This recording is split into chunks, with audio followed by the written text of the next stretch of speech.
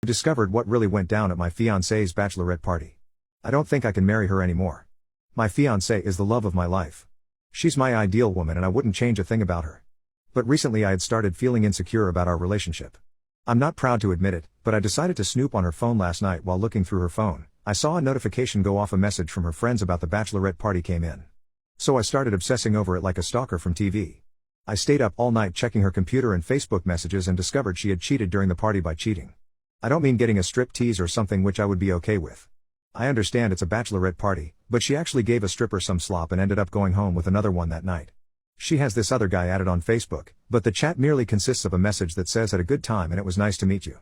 The date goes back to the night of the bachelorette party. I have read the messages between her and her friends. They have a small group and I found out what she'd done there. It all seems as if it was a one-time thing that happened, but I'm a mess. I haven't slept all night and she is headed for work in an hour. We were supposed to get married in 3 weeks. We were planning on buying a house together, having kids and growing old. I feel like I want to throw all of that out the window. I am sitting here smelling like liquor, feeling sloshed and depressed. Honestly, I just wanted to stomp her out. I left in the morning to take a smoke. My head was still messed up. But other than this night, nothing I found indicated anything else. I guess she wanted this to be her last night before settling down or something. I honestly don't know.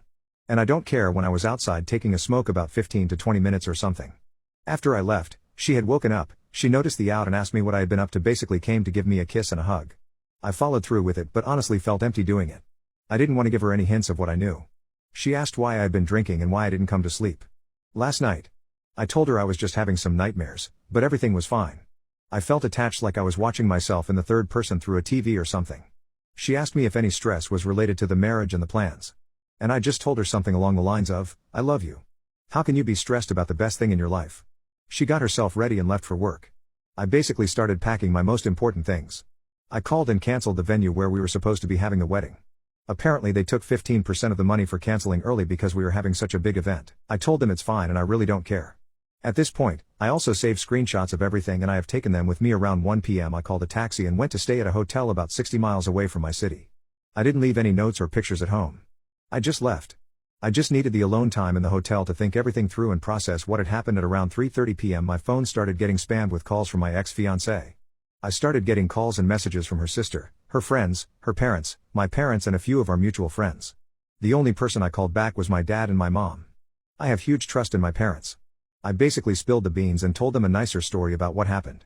I asked my dad not to say anything and also asked my mother not to say anything. I told them it's ended, it's over and that I won't be getting married anymore. I also told them not to tell anyone about what I told them. I didn't tell them exactly what happened, just that I found out she wasn't being loyal to me.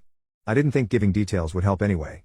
Around 5 p.m. my dad calls me back and tells me that my ex-fiancé is completely hysterical and is basically broken down. Completely, not understanding what is going on. I just told my dad not to intervene and that I need some alone time. Now, I basically just shut my phone down and I've been staying silent ever since. Her sister knew about what happened at the bachelorette party and I have the text to prove it. She even laughed about it and told her not to feel guilty because it was a bachelorette party and that women should just go all in on that night.